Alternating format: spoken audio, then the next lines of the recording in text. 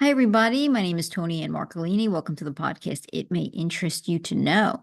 Today, as you all know, well, it's a podcast about creativity. My favorite people to interview are always the authors. And I have Victor Methos here with me today. Thank you for joining me, Victor. Oh, thank you for having me. I live in a town of like 600 people, so I don't get to talk to anybody about books. So these are always fun for me. And fun for me. You probably don't know this, but my listeners definitely do. But I'm just an obsessive reader. I Yeah. probably read 2 books a week. So I like to gobble up as much as I can. So the authors are always my favorite guests. And I read your novel. It's called the new one that's out. Yeah. I've read other of your work, but The Silent Watcher. Yeah. And I will start by saying, wow. Ah. Warning to my listeners, do not read this at night and do not begin it in the middle of the night. I mean, you're thrust right from the prologue into this like sort of heart pounding scene. Yeah. And honestly you did it in a way, and this is I guess the true demonstration of someone who knows how to weave you through a tale. um you're thrust into this action scene, I'll say, right from the beginning. You very much begin by lulling the reader into this false sense of security as to what's to come, and you flip the switch almost instantly into what is heart pounding, and just when you think you've ended the heart pounding thing, you truly learn that you've sucker punched us all by the end of the prologue, even. Yeah. So, I mean, it's a real woo, to start it. And the whole thing is there are various points, right, in the book where it's not quite so heart pounding and fast paced. I mean, certainly your attorney, as am I, right, and there's this courtroom stuff there, a lot of medical testimony, I'll say. Yeah. um and there's also just this other component, right, because your protagonist, she's a guardian ad litem for a child, and that's how we're driven through the majority of the story. I want to Mhm. say from her point of view more than anybody else's. Um, that's sort of like sort of like your focus seems to be on her, and her attempts to protect the child throughout the story. So these two different murders, kind of murder scenes, I'll say, somewhat intersect, through your Lazarus, your character, who's your police officer. While it's got like this police procedural feel in certain parts of it, it's got a courtroom drama feel in certain parts of it. At the end of the day, for me, this was genuinely a psychological thriller. Because I mean, I don't want to give too much away, so I probably have said too much already. But it's definitely a psychological thriller, and I'll leave it at creepy is absolutely the right word. I appreciate that. Thank you. I was shooting for creepy, so that's good.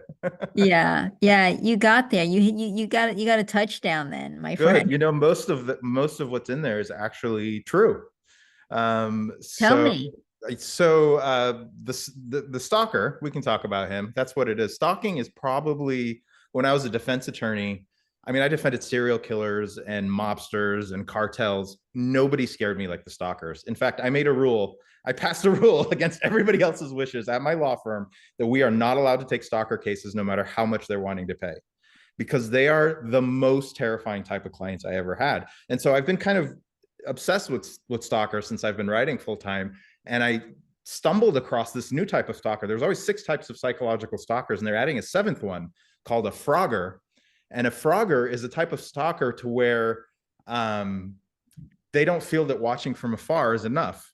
And so they move in to people's businesses, homes, things like that. Like one interview I read from a lady said she laid down in her bed and she was drifting off to sleep, and she looked up, and in her ceiling she saw a hole, and in the hole was an eyeball looking down at her. And so she called the cops, and they found this guy that had been living in her house for 3 weeks, living Oh in the my God. cellar or the attic. And so it's this totally new psychological type of stalker. And so right when I read that, I'm like, I got to write a book about this, because this is, number one, terrifying, because it's the most terrifying type of client. And number two, the act itself is terrifying, that somebody's in there watching you in your most private moments without you knowing. It's like, it's so scary to me for some reason. Well, not for some reason, duh, but Well, like, it's yeah. horrifying. I think that's universally horrifying. I don't Yeah. think that may be unique to you. Yeah. Uh, so you kind of gathered together crumbs from several different cases or case studies that you read and mesh them together to create Creepy Guy. Yeah, creepy guy. I based him a lot on a serial killer from the 30s and 40s named Carl Panzram. He I'm rode the unfamiliar. rails. Oh, really? He's fascinating. He wrote letters. He was one of those people that he was institutionalized early. I think he went to jail at 9.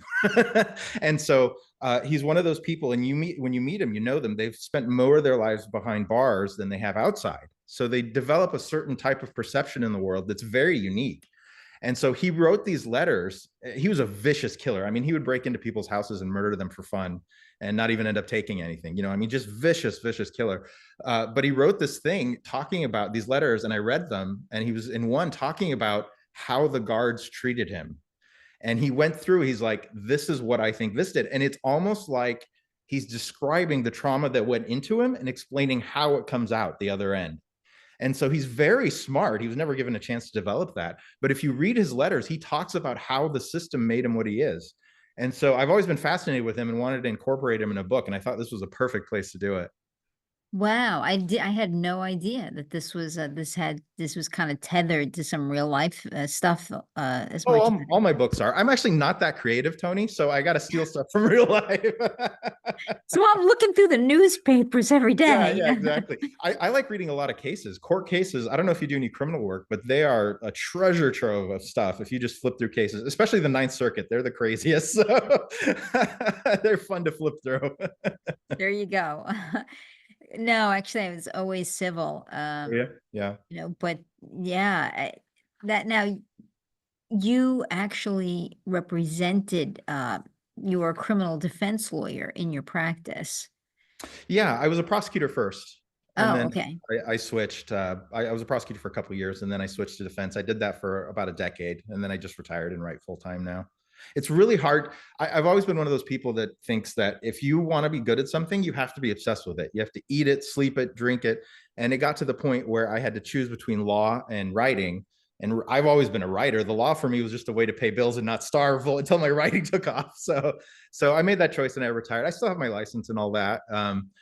There's one case that always kind of stuck with me, and that's the only case I would go back for. Other than that, I'm done. So yeah. Yeah. Well, I mean, I really think you did mesh together a lot of, I don't want to say topics, but I mean, because it's all really based around Creepy Guy. Yeah, But I thought you sort of told Piper's story to a certain extent, yeah, as well, right? She has her own backstory that brings her to that point in time. She's got a past, right, that leads her to want to do this guardian ad litem work. And she takes it to heart. I mean, really, like right to her core. Um, yeah. and then again, you have I think your Lazarus, your police officer, if you will. He's far more like seasoned, jaded, uh, Hmm. got his own just. I mean, to me, the system, what his job had gotten to him.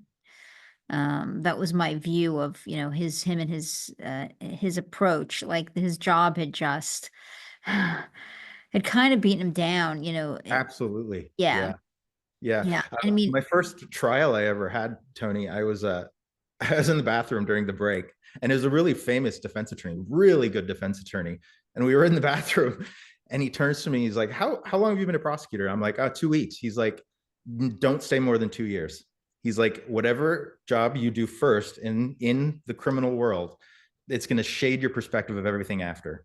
So stay a prosecutor for 2 years and then switch and do something else. He's like, if you can do prosecution and defense, you'll be the best. But whatever you pick, you're gonna get a myopic view. So don't do that. And that really stuck with me. I'm like, he's right. He's like, if you just look at everything from one perspective, you're gonna screw up and you're gonna deny everything else. You can kind of see that with I mean, you see, I saw there was people. We always said in defense work that there was three types of defense attorneys: those that shouldn't be defense attorneys, those that only could be defense attorneys, and those that can do both, be a defense attorney and a prosecutor. And I could do both. We need both. We need both aggressive, smart prosecutors and defense attorneys to find a balance. And so I love both fields, but there were definitely, man, there were some prosecutors I knew that everybody belongs in prison. Yeah, we might be wrong about the death penalty sometimes, but we're still going to impose it. And then I knew defense attorneys that were like, yeah, we need to get rid of the prisons and nobody should be incarcerated. It's like, ooh. So Yeah, no it was middle really, ground. yeah, it was really good learning from both those perspectives and sides and learning to get a balance on that. And I hope I bring that out in my books. But yeah, I knew a lot Well, of cops like Lazarus. yeah, I mean, my perspective when I was reading the book, is that you really kind of captured, I think, all the experiences of those jobs, Yeah. right? So most police officers, the ones that are dedicated in any event, sort of take it home. And even if they don't bring it home in the truest sense of the word, then it's just eating at their gut. Oh yeah. Right. Yeah. So if it festers and makes its way out through, physical something, health wise, or it takes its effect on their family or their personal life, or it's something it's a scar, I'll call it, that you just Oh carry. yeah, how could That it they can. not? How could it not? Actually, Michael Connolly tells this really cool story about how he was shadowing this homicide detective in LA. And he said the guy was like a statue. Nothing affected him, no matter how horrific the scene. But he would bend down and he would just bite the leg of his glasses. He's like, and one day Michael Connolly was in his office and he looked and there was just deep, deep grooves in the legs of his glasses. And he's like, oh, that's how it's affecting him. He's like, he Yeah. just doesn't show it. But yeah, I've seen that in cops over and over. And it's our system is so poorly set up to help them. When an officer is involved in a shooting, at least the way it works here in Utah and in Vegas, is they goes to IA in internal affairs and they get a break. They get one paid for counseling session. One. And the rest they have to pay for themselves. And they're not rich. They don't have money to go to counseling. So we expect these guys to go out on the street and keep us safe. And they get one counseling session after they kill somebody. So our entire criminal justice system has a lot of incentives pointing the wrong way. Well, I mean, yeah. So, I mean, I agree. There's definitely room for improvement for Yeah. sure. And this book I thought captured the people in the truest sense because I've known guardian items, people who do that kind of work. I've known, police officers. Certainly, I thought a lot of the psychological testimony was, rang true. And it's also what that's like, right? Anytime you have to be, you have a witness or you have anybody talking about something medical, you do need to get into the groundwork, right? You do need to get into the details and how it works, and it's like taking it apart. And I thought you sort of got into the mental medical testimony, like very, strategically taking it apart to make it layered and easy to Oh, I understand. appreciate that. It's a really hard balance because, as you know, being in court is actually very dreary and very like you have to lay a brick and then lay another brick and then it's like a slow process. I can't do that in my novel. Like I did voir dire, I did jury selection in a capital case. It took 2 months, right? I Yeah, can't fill 2 months in a novel. So I just yeah, put it in one page. I just described the whole thing. And I yeah, got some emails from defense attorneys that did death penalty cases and they're like, what are you doing? That's not how it works. I'm like, I know, guys, but you can't get that yeah. out. You have to just summarize it the best you can. Yeah, but I thought that actually the opposite for me, and to the extent that I thought that you captured the testimony, and the medical testimony really well Yeah, overall, because good. that is a lot what it's like, and how much into it some person would be. I mean, it depends how much of a thriller that you want. If you just want to be, chasing the whole time, you don't. You have different things going on. So there's a little bit for everybody, no matter what they like. If you want the heart pounding, there's plenty of that. If you're interested in the creepy, if that true thriller, and that's what I think of as a thriller, Mhm. um, yeah, right, the ones that your heart's pounding the whole Right, time. right. And we call a lot, I think, of writing thrillers. Yeah, There are a lot of crime drama thrillers out there, police procedurals, and that we qualify as thrillers. And while there may be exciting scenes or chase scenes and the like, there's not thrillers like this is thrillers in the eerie sense. This is what they right. write the creepy music for when you see it on the screen. uh, right. I mean, this is thriller in the sense that you truly will be like at Yeah, point, yeah. at Well, it's point. my favorite. I just write what I would read. So this is the book that I would pick up and read. I don't know how to write any of this stuff. Much darker than you usually write. I will say Yeah. that. Yeah. Well, yeah, I was researching cannibalism and Carl Panzram and stuff. So it all just came out. But that's kind of how stalking is. Stalking is like I said, it's a terrifying field that we know very little about. The fact that we had to just add a seventh category of a stalker we knew nothing about shows how the depth of the psychology of these people. So I'll probably write a few more about it just because the field is developing so quickly around these people. And let's say also that your ending, I mean, I'm guessing, right, there's a sequel coming, that this is I the just start of finished the it. Yeah, series. yeah. I just finished it. It's going into editing. So yeah, I planned it as a trilogy. And so there'll probably be a book three as well. Yeah, I can see that. I mean, it's Mhm. definitely got that vibe. I will say that when you get to the end, um, well, read it. Like, don't ever put your guard down. I'll leave it at that. Yeah. Yeah. Yeah. He's a scary guy. I would go through and I would tell my kids about what I'm writing, the scene I'm writing, and I could tell by their faces if it was creepy enough or not. They're never going to bed. I Oh mean, yeah. Oh, my kids have grown up on horror. Horror is like my favorite genre. So we've I seen see. Aliens and Jaws. They were in, they were in like they were toddlers when we started watching horror with them. I think horror is really good. I disagree with a lot of people on this actually about horror. Horror and mystery are two sides of the same coin to me. I feel like horror is almost mystery without with a supernatural element, so they kind of evoke the same emotions. Like when I watch Halloween and when I watch a really good mystery, it's kind of the same emotions that are being evoked in me. So I see them as very close to each other. But I read this fascinating study on how horror fans behaved and acted and the impact during the COVID lockdowns. And we actually did way better than the general population. It was almost like horror prepared us for, built right resistance to fear. Like we knew how to process fear better. And so I've exposed my kids to that from an early age. And so they know my books. My daughter was 10 and reading the letters the Zodiac wrote to the police. So Mm. so they had a very different upbringing than I think a lot of kids. Okay then. Well, um, I'll say that this book is definitely, if you're not, it's a fair warning.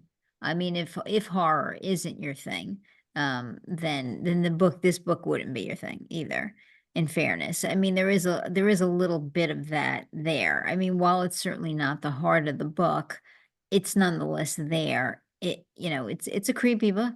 Oh yeah, no. If You if got to you're be in a really creep. I scared, no, mean, I wrote it specifically to try to evoke that fear emotion. I think I wrote it around Halloween last year, but but no, it is definitely that, and I totally get that there's some fans that are not going to be into that, which is fine. But to me, I love the heart pounding. I love the like not knowing what's going to happen next. One of my favorite things is not knowing who's going to survive. That's why I loved Game of Thrones and Walking Dead for those reasons. The Wire, like these shows where you're just like not totally sure who's going to make it and who's not. That's my favorite thing in a story. yeah. You're not into that, Well, I I take mean, you sort of it. kicked this in the teeth. I'm not going to say why and who, but you know what you did. Yeah. Yeah, it could have been a lot worse. I joked with my agent that I'm going to pull a Hamlet one day and just kill every character at the end of a book. I'll leave it at I liked somebody that you killed. Oh yeah, yeah, yeah, yeah. But yeah, no, that was it was a really fun book to write. The sequel was really fun too because I really like the judge in the book, Judge Dawson, who I kind of wrote as like the most, at least if not the most intelligent, at least the most clever and cunning in the book. And I've always been fascinated with people like that, people that see multiple steps ahead, because I'm never able to do that. I'm like a dog, just whatever I feel or see, I say or move. And so it's always been fascinating to me that people can plan 5, 6, 7 steps ahead. Yeah, that's definitely it. Well, wait, you know what? That's interesting to me. If you're that way in life, how do you do your books? Like, what's your creative process? Are you, I started writing in fifth grade. I've been writing now for 35 years. So at this point, I sit in a room and I listen to what my characters say and I write it down. It's a totally different process for me. I don't do much. I don't even know how a book ends when I start writing it. I don't know all the characters really.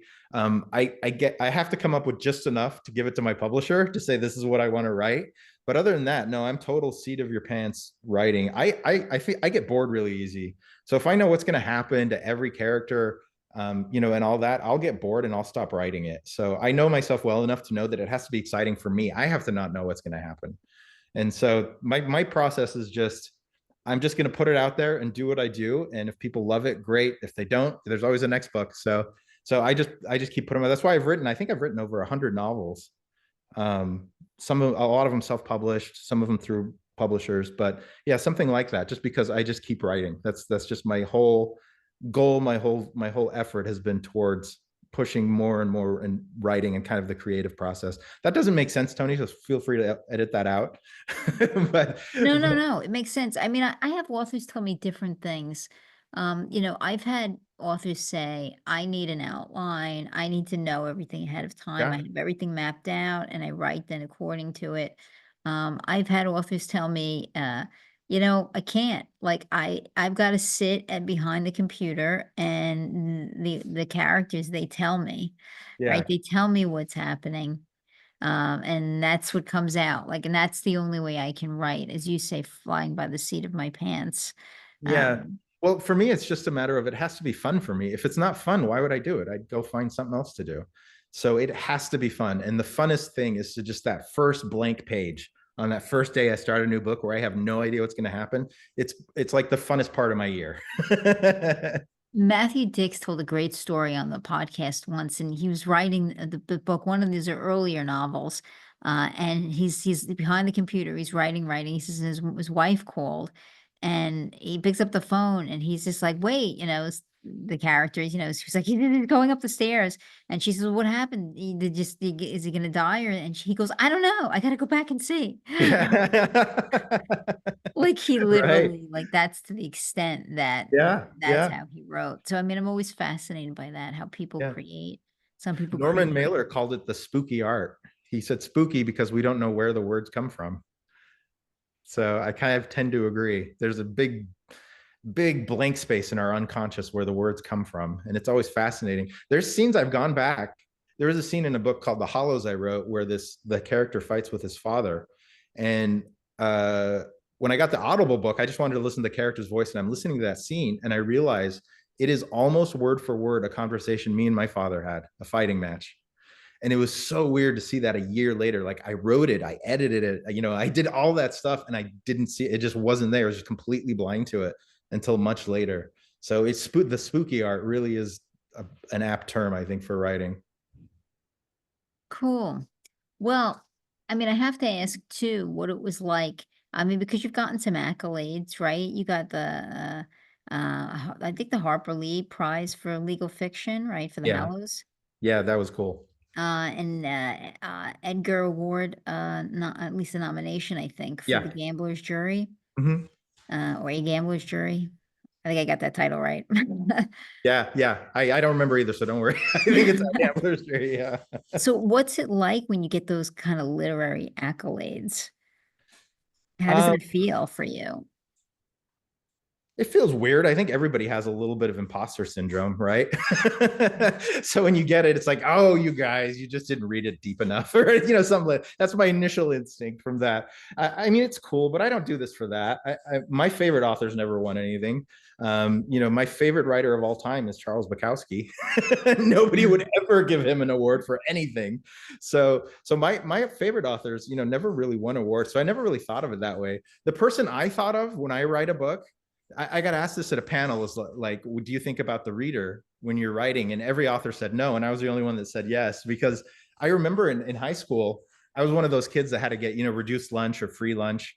And it's really embarrassing too. I don't know why they make the free lunch tickets a different color than the regular lunch tickets. Like, we're already embarrassed. You have to point it out to everybody that we're getting free lunch. But anyway, I would, when a new Michael Crichton book came out, who was one of my favorite authors in high school, the library was like on a 3-month reserve. You couldn't get it. So what I'd do is I'd sell my lunch tickets for whatever, 25 cents, 50 cents, until I had enough to go buy the Michael Crichton book.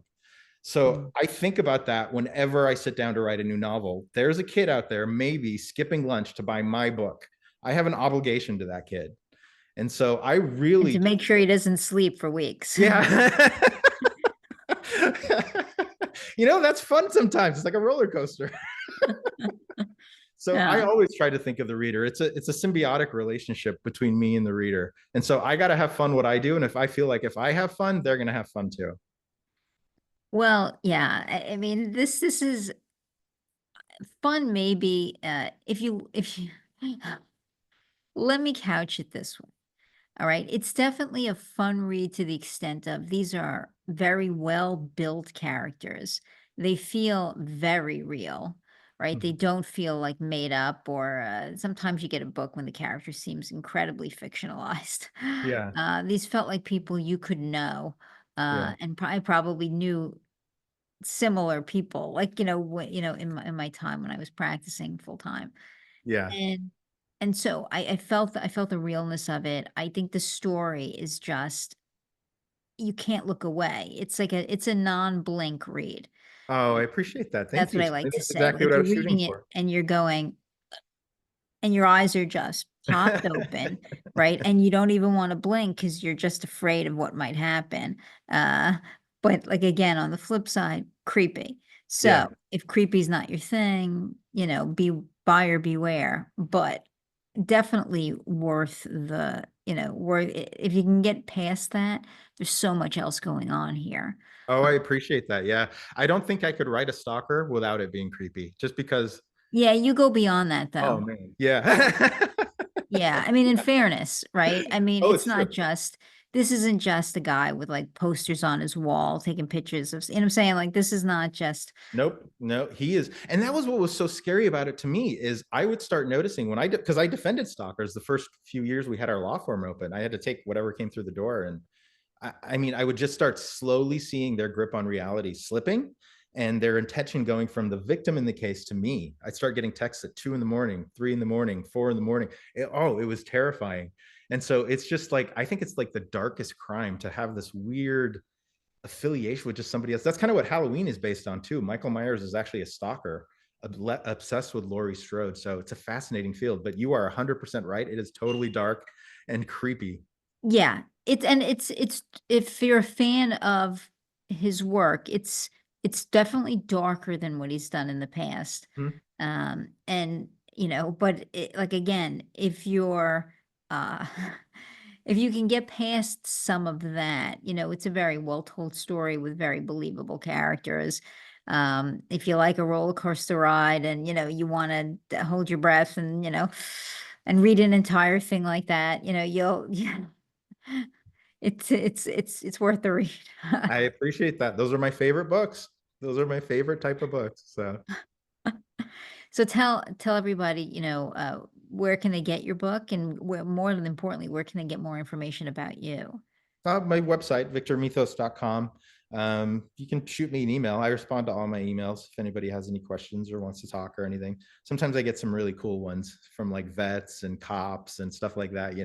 Those are my favorites. So I love interacting with my readers. So feel free to shoot me an email if you guys want to chat. So yeah, I mean, definitely check the book out. Again, you're gonna be you're gonna be surprised. It's one of those things that you go through and, like, in the beginning you think, "Oh, do I want to? Do I want to? Do I want to?" You're just kind of like as you're going through, and then you're like, "I can't stop looking." Like, I have to see it through. Like, I have to see what happens. Yeah, Um, cool. That's very so nice of you. Thank you, Tony. yeah, well, that was the sense, and luckily I had started it like in a very early morning.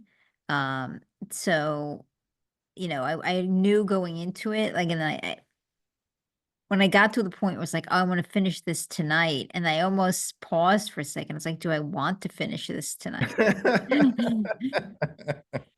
Like, Like, is this really the last thought I want to have before I go to bed? Yeah. I usually use the Calm app before bed, the meditation app.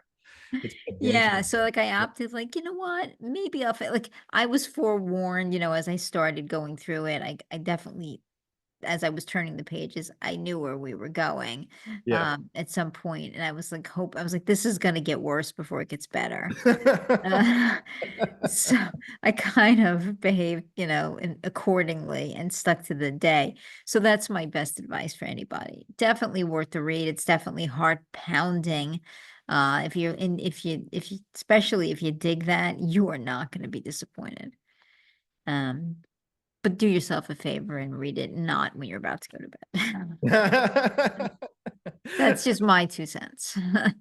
Yeah, well, I appreciate it. That was exactly what I was shooting for. It's good to hear that. Thank you for being here. I hope that I can chase you into coming back when the sequel's out. Oh, anytime. Yeah, like I said, I love talking about books. I almost never get to do it, so it's fun. Yes, so thank you for being here. I definitely will be chasing your agent to have you back. I know I ended it saying, like, I wanted I wanted the next book. So I'm looking forward to the sequel, and definitely, guys, read it, and we will have him back with Oh, the I sequel appreciate it, Tony. Thank you. I'll give you a little teaser. The sequel's a love story. for Piper.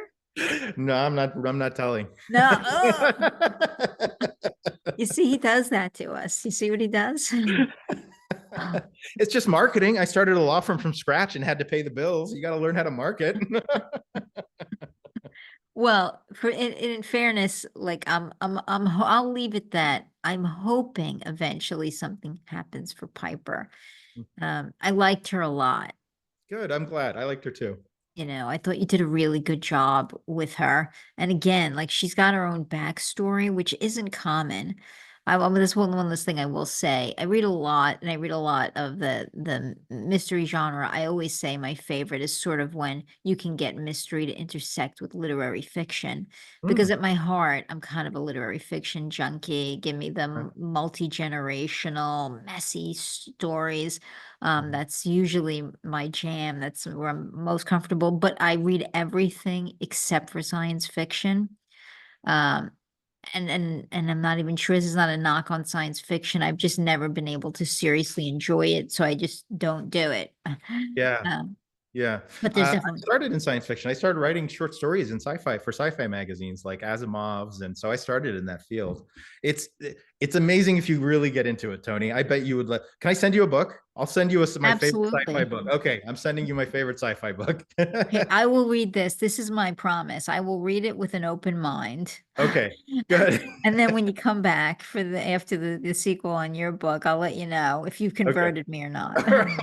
Sounds good. That's a promise. All right. I Okay. appreciate you having me on, Tony. Have a good day. Thank you. Bye-bye. Take care.